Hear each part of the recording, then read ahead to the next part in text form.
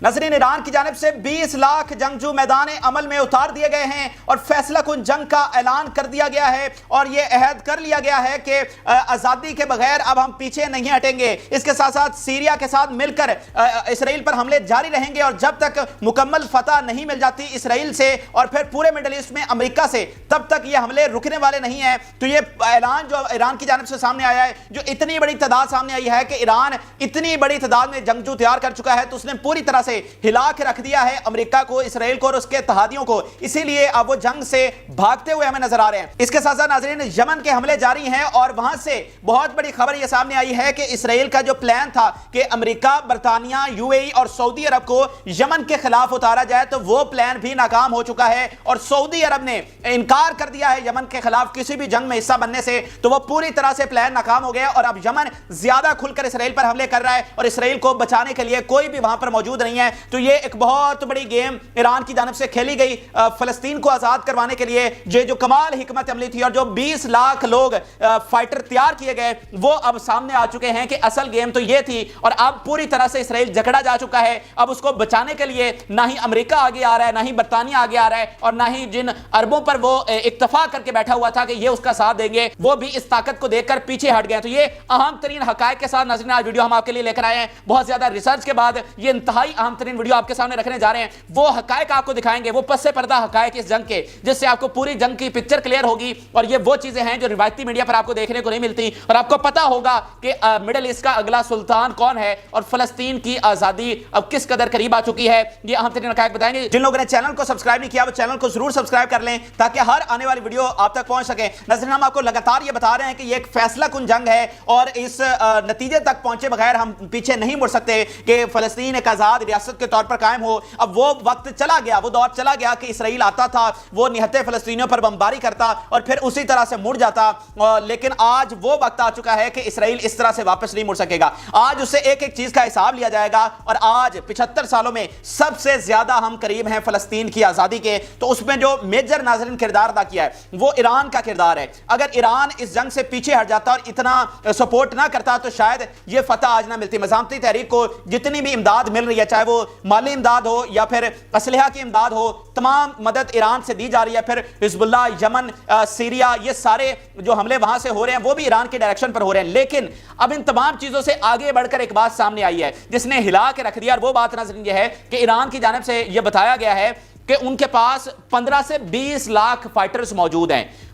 पूरे middle east में उनके पास इतनी बड़ी तादाद में उन्होंने फाइटर्स तैयार कर लिए हैं कि और वो इस जंग के लिए तैयार किए गए थे, इस फैसला कुन जंग के लिए तैयार किए गए थे कि इसराइल से आजादी हासिल करनी है। ना सिर्फ इसराइल से बल्कि पूरे मिडिल ईस्ट से हमने आजादी हासिल करनी है। तो ईरान ने कहा है कि इस जंग में हम इन तमाम फाइटर्स को मैदान में उतारेंगे जब अमेरिका के खिलाफ बड़ी जंग छिड़ेगी। और इसके साथ साथ अब बाकी लोगों को भी, यानी ये तो फाइटर्स है ना, इसके अलावा भी वो कह रहे हैं कि हम 10 से 15 लाख लोगों को मोबिलाइज कर सकते हैं इस जंग के लिए। यानी ये फाइटर्स की तादाद अलग है और इसके अलावा वो कह रहे हैं कि जो आम लोग उठेंगे, जो हथियार उठाएंगे, जैसे आज वेस्ट बैंक में लोगों ने हथियार उठाने शुरू कर दिए हैं जिन्होंने कभी मुसल्लह जिद्दोजहद नहीं की, तो इसी तरह वो कह रहे हैं कि पूरे मिडिल ईस्ट में हम 10 से 15 लाख अलग से लोगों को मोबिलाइज करेंगे जो इस जंग में हिस्सा लेंगे। तो टोटल अगर हम देखें तो टोटल ये तादाद कहीं 30 लाख तक जाकर पहुंच रही है। तो इतनी बड़ी आवाम, इतनी बड़ी जो लश्कर है उसके साथ इसराइल और अमेरिका किस तरह से लड़ सकते हैं। तो अब समझ आई है कि ईरान कितनी बड़ी प्लानिंग में था और इस मुकाम तक पहुंचने के लिए, ये पैरा मिलिट्री फोर्स बनाने के लिए उसको 10 से 15 साल का अरसा लगा है और उसने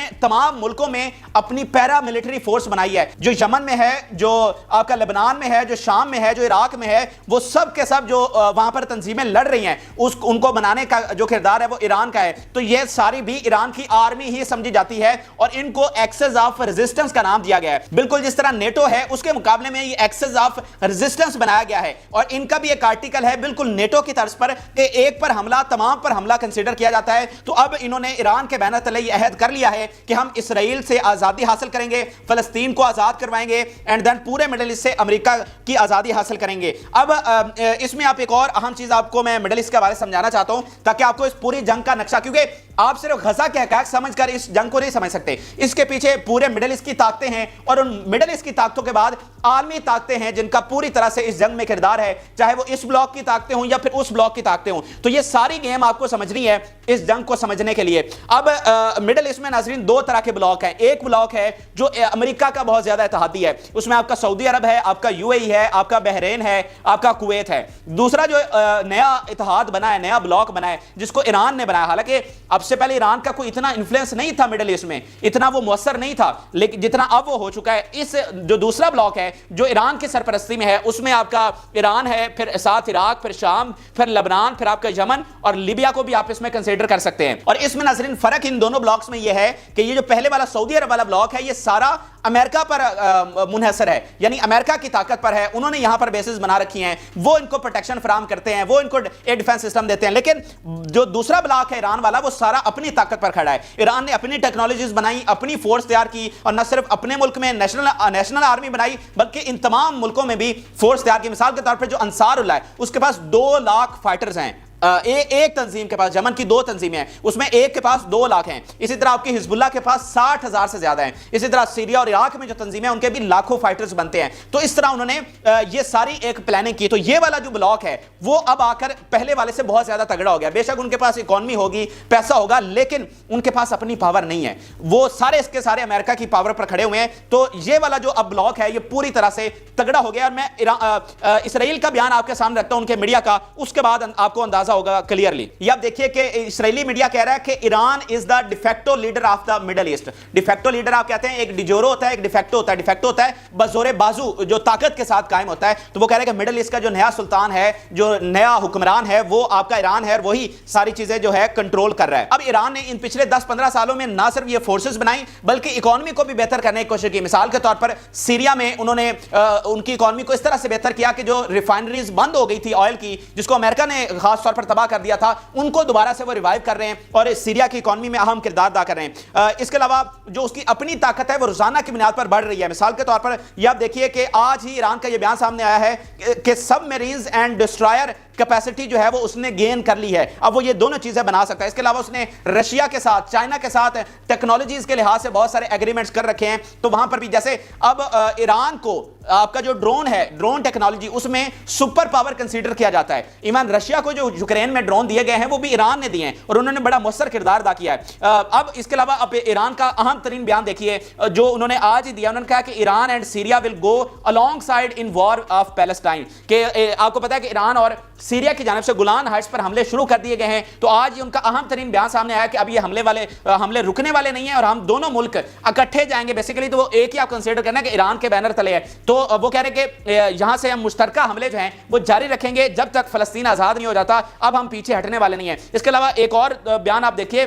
कि it is possible that explosion will occur in region it can not be control. अब ये ईरान कह रहा है कि किसी भी वक्त पूरे रीजन में बहुत बड़ा धमाका, यानी बहुत बड़ी जंग, इससे भी बड़ी जंग छिड़ सकती है और फिर उसको कंट्रोल नहीं किया जाएगा। और वो कह रहे हैं कि ये छिड़ेगी, मतलब उसको प्रेडिक्ट कर रहे हैं कि ये बिल्कुल ये छिड़ने वाली है, जिसको कंट्रोल नहीं किया जाएगा। अब मैं इसराइली मीडिया ही की जुबानी आपको ईरान की ताकत और जो उनकी गजा में शिकस्त हो रही है वो आपके सामने रखने जा रहा हूं। उनको सबसे बड़ा खतरा इस वक्त ईरान और उनकी तमाम तंजीमों से है कि ये हमसे ले जाएंगे और फलस्तीन को आजाद करवा देंगे, और हमारे वजूद के लिए सबसे बड़ा खतरा है। Americans are put in chains by Iranians, the US is clueless and doesn't know how to respond the attacks of resistance.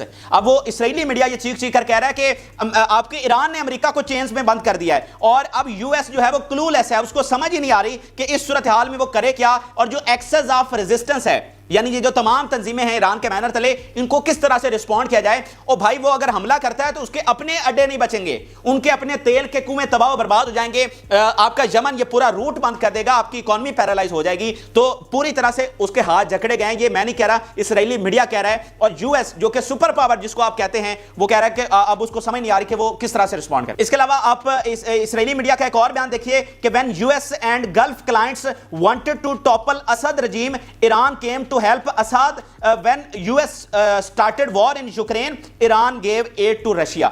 अब वो चीख कर कह रहे हैं कि ईरान इतना पावरफुल हो चुका है कि अमेरिका भी उसको हाथ नहीं लगाना चाह रहा। अमेरिका भी उससे खौफजदा है कि जब गल्फ कंट्रीज यानी आपके सऊदी अरब, आपके कुवैत और आपके यूएई, इन सब ने मिलकर अमेरिका के साथ और इसराइल के साथ मिलकर बशार अल असद की शाम में हुकूमत गिराना चाहिए, तो ईरान उसकी मदद को आया और ईरान ने उसकी हुकूमत बचाई। फिर जब यूक्रेन की जंग छिड़ी तो वहां पर भी ईरान रशिया की मदद को आया और उसको अहम तरीन टेक्नोलॉजी दी जो इसने نے اس کو بہت زیادہ فائدہ دیا. تو اسرائیلی میڈیا یہ چیخ چیخ کر کہہ رہا ہے کہ ہمارے لیے سب سے بڑا خطرہ ہے وہ ایران کا ہے اور ہمیں کوئی بھی ایران سے بچانے کے لیے نہیں آ رہا. اس کے علاوہ آپ کو ایک اہم ترین اور چیز شیئر کروں کہ جب داعش بغداد سے صرف 25 کلومیٹر دور تھی تو عراق کی آرمی نے وہاں کی حکومت نے جنرل قاسم سلیمانی جو کہ ایرانی کمانڈر تھے جس کو یو ایس نے شہید کر دیا, ان کو کہا تھا کہ اب بالکل فیصلہ کن گھڑی آ چکی ہے, تو کیا آپ عراق کو بچا سکتے ہیں؟ تو اس دنیا میں صرف آپ ہی بچے ہیں جو عراق کو فال کرنے سے بچا سکتے ہیں, جو عراق کو داعش کے ہاتھوں میں جانے سے بچا سکتے ہیں. تو جنرل قاسم سلیمانی فوراً وہاں پر انہوں نے آپریشن کا آغاز کیا اور پورے عراق سے جو داعش ہے اس کا صفایا کر دیا. تو یہ جو آج سے 8-10 سال پہلے آپریشن کیا گیا تھا جنرل قاسم سلیمانی کی جانب سے, اس نے اہم ترین کردار نبھایا ہے کہ ایران کو آپ کے عراق میں, سیریا میں, لبنان میں, یمن میں بہت زیادہ عزت ملی ہے. اور ایون جو پچھلا بلاک میں آپ کو بتا رہا تھا اس بلاک میں عمان بھی اس کا اہم ترین حصہ ہے. تو اس بڑے آپریشن کے بعد اور اس جنگ کے بعد بہت زیادہ جو ویلیو ہے ایران کی وہ بڑی ہے. تو اس طرح ایران کا انفلوئنس جو ہے وہ پورے مڈل ایسٹ میں بڑھتا چلا گیا اور آج خود اسرائیلی میڈیا کہہ رہا ہے کہ مڈل ایسٹ کا جو نیا سلطان ہے وہ ایران ہے. تو اب پوری طرح سے گراؤنڈ سیٹ ہو چکی ہے ایران کے لیے, فلسطین کے لیے. یہ وہ چیز تھی جس کا اس نے سالوں جو ہے وہ تیاری کرتا رہا کہ اس طریقے سے مڈل ایسٹ کو اور فلسطین کو آزاد کروانا ہے. اور اب اس وقت اسرائیل کی پوری یہ کوشش ہے کہ ایران کسی نہ کسی طریقے سے بطور ریاست اس جنگ میں آئے, کیونکہ وہ جنگ میں آئے تاکہ ہم امریکہ اور نیٹو کی مدد سے ایران کو ختم کروا سکیں. حالانکہ یہ ان کی کیلکولیشن ہے کہ وہ ان کو ختم کر سکتے ہیں. دنیا بھر کے ملٹری ایکسپرٹ یہ کہہ رہے ہیں کہ جس طرح اب ایران طاقتور ہو چکا ہے, نیٹو بھی آ کر اس کو یہاں سے, امریکہ بھی اس کو ختم نہیں کر سکتا. اب دیکھ لیں نیٹو نے پچھلی کون سے جنگی جیتے ہیں, کیا وہ افغانستان کی جنگ جیتا, کیا وہ سیریا کی جیت سکا ہے؟ تو وہ مطلب ایران تو ان دونوں ملکوں سے زیادہ پاورفل ہو چکا ہے, تو نیٹو بھی اس کو ختم نہیں کر سکتا. لیکن اسرائیل کی یہ کوشش ضرور ہے کہ جس طرح فلسطین ان کے ہاتھ سے جاتا ہوا نظر آ رہا ہے, اب آخری پتہ یہ ہے کہ ایران کسی طریقے سے اس جنگ میں آئے اور ہم امریکہ کو اس کے خلاف جو ہے مجبور کر دیں میدان عمل میں. لیکن یہاں پر ایران بڑی زبردست حکمت عملی کے ساتھ چل رہا ہے. اس نے اپنی پروکسیز کے ذریعے حملے کروا رکھے ہیں جو بہت زیادہ اسرائیل کو نقصان پہنچا رہے ہیں. لیکن ابھی بطور ریاست اسرائیل کے اس پلان کو مد نظر رکھتے ہوئے وہ انتظار کر رہا ہے. تو یہ چیزیں تھیں ناظرین ایران کے حوالے سے, ان کی طاقت کے حوالے سے. سیریا اور وہ دونوں مل کر کس طرح اسرائیل پر حملے جاری رکھیں گے اور 20 لاکھ فائٹر کس طرح سے تیار ہیں جنہیں میدان عمل میں مزید اتارا جائے گا. اب آپ کو یمن کے حوالے سے اپڈیٹ کرتے ہیں ناظرین. یمن پوری طرح سے اپنا کردار ادا کر رہا ہے اور بہت زیادہ مؤثر ثابت ہو رہا ہے. جو اس کی اسٹریٹجی ہے اس نے امریکہ کو بھی ہلا کے رکھ دیا اور امریکہ کو بھی سمجھ نہیں آ رہی کہ وہ اس کا جواب کس طرح سے دے. اور اب انہوں نے اسرائیل کو یمن کے مقابلے میں تنہا چھوڑ دیا. ایک اتحاد انہوں نے بنانے کی کوشش کی لیکن یمن کے خلاف وہ حملہ نہیں کر سکے, کیونکہ جو یمن کی پاور کھل کر سامنے آئی ہے امریکہ بھی اب اس سے پنگا لینے کے لیے راضی نہیں ہے. اور یہاں پر ایک بڑی اہم ترین چیز ہوئی ہے ناظرین, وہ چیز یہ تھی کہ اسرائیل کا یہ پلان تھا کہ یو اے ای, آپ کا سعودی عرب, امریکہ, ان سب کو ملا کے برطانیہ کو اتحاد بنا کے یمن پر حملہ کروایا جائے. امریکہ نے سعودی عرب سے کنسلٹ کیا اس ایکشن کے حوالے سے کہ ہمیں یمن پر ایکشن کرنا چاہیے, لیکن سعودی عرب نے انکار کر دیا. سعودی عرب اور یمن کی ایک لمبی جنگ ہوئی ہے اور اب ان میں ایک سیز فائر ہوا ہے. تو سعودی عرب نے کہا کہ ہم نے ان کے ساتھ بڑی لمبی جنگ لڑی ہے, ہمیں تو کوئی نتیجہ نہیں نکلا اور ہم ان سے جنگ جیت نہیں سکے, ہم نے بڑی مشکل سے جنگ بندی ہوئی ہے ہماری, تو اب ہم مزید کوئی ان کے ساتھ جنگ نہیں چاہتے. پھر یمن کے پاس جو سب سے بڑا ہتھیار اب ان کے پاس ہے, ویپن ہے, کہ وہ ان کے آئل فیلڈز پر حملے شروع کر دیں گے اور ان کے آئل فیلڈز کو تباہ کر دیں گے. اس سے سعودی عرب کی اکانومی بھی تباہ ہوگی, یو اے کی اکانومی بھی تباہ ہوگی اور آپ کے ویسٹ کی اکانومی بھی اس سے تباہ ہوگی, کیونکہ آپ کا جو سارا آئل ہے وہ تو یہاں سے جا رہا ہے, تو وہ پوری طرح سے اس کا نقصان ہوگا. پھر باب المندب کو وہ بند کر دیں گے جہاں سے روزانہ 4 ملین بیرل آئل ویسٹ کا یہاں سے گزرتا ہے اور ساری ٹریڈ ان کی یہاں سے ہو رہی ہے. تو یمن کے پاس یہ صلاحیت ہے کہ وہ اس باب المندب کو بند کر سکتے ہیں. مثال کے طور پہ وہاں پر 2 تنظیمیں, ایک حوثی ہیں اور ایک آپ کی انصار اللہ. انصار اللہ کے پاس 2 لاکھ فائٹرز ہیں, ٹھیک ہے, اسلحہ جو ہے بے شمار بیلسٹک میزائل, ان کی رینج 2000 کلومیٹر ہے, ٹھیک ہے. تو ان کے پاس پوری صلاحیت ہے کہ باب المندب کو وہ بند کر سکتے ہیں. تو اسی لیے سعودی عرب نے انکار کر دیا اور اسی لیے امریکہ بھی پیچھے ہٹ گیا کہ اگر یہ ہمارے ساتھ نہیں آ رہے تو ہم کس طرح. مثال کے طور پہ انہوں نے مڈل ایسٹ میں جو بھی ایکشن کیا یہ عرب جو ہیں وہ اس کے ساتھ کھڑے رہے ہیں, ٹھیک ہے نا. تو اب ان کے بغیر وہ یمن پر حملہ کرنے کے لیے راضی نہیں ہے اور وہ پیچھے ہٹ گیا ہے. اور اسی لیے اب اسرائیلی میڈیا یہ چیخ رہا ہے کہ بھائی اس کا مطلب آپ نے ہمیں یمن کے سامنے چھوڑ دیا ہے, وہ ہمارے شپس پر حملہ کر رہے ہیں اور آپ ان پر حملہ کرنے کے لیے تیار نہیں. اور اسی وجہ سے یمن کی جو عزت ہے وہ عالم اسلام میں بہت زیادہ بڑھ گئی ہے, ٹھیک ہے, کیونکہ یمن نے ایک اصولی سٹینڈ لیا جو باقی کوئی نہیں لے سکا. انہوں نے ان کے شپس پر حملہ کیا اور ابھی بھی کیے جا رہے ہیں, اور وہ اتنے طاقتور ہو کر سامنے آیا کہ امریکہ بھی ان کا کچھ نہیں بگاڑ پا رہا. اور اتنا اس کو مسئلہ ہے کہ وہ ان کو دہشت گرد کی جو لسٹ ہے جو کہ وہ ہر ایک کو ڈال دیتا ہے, ان کے خلاف وہ بھی ایکشن نہیں کر پا رہا, کیونکہ پھر یمنی بہت زیادہ سخت ریئیکشن دیں گے, ٹھیک ہے نا. تو اتنا مطلب US بیک فٹ پر چلا گیا ہے. حالانکہ درمیان میں خبر آئی تھی کہ ان کا اتحاد جو ہے وہ حملہ کرنے والا ہے, کسی بھی وقت اب حملہ ہو سکتا ہے, لیکن جب ان ساری چیزوں کو کیلکولیٹ کیا گیا اور سعودی عرب نے انکار کیا, دین پھر اب وہ پیچھے ہٹ گیا اور اسرائیل کو یمن کے رحم و کرم پر چھوڑ دیا. تو اب آپ یمنی جو ہیں انہوں نے جو ان کے جہاز پکڑے ہوئے ان کو پکنک سپاٹ بنا دیا ہے. روزانہ وہاں کے یمنی عوام جو ہے وہ جہازوں پر جا رہے ہیں, وہاں پر تصویریں بنوا رہے ہیں, اور جس طرح کی تضحیک اور غرور ان کا توڑا جا سکتا ہے اسرائیل کا, وہ پوری طرح سے توڑا جا رہا ہے. تو اس طرح اگر آپ پوری پکچر کو سمجھیں تو آپ کو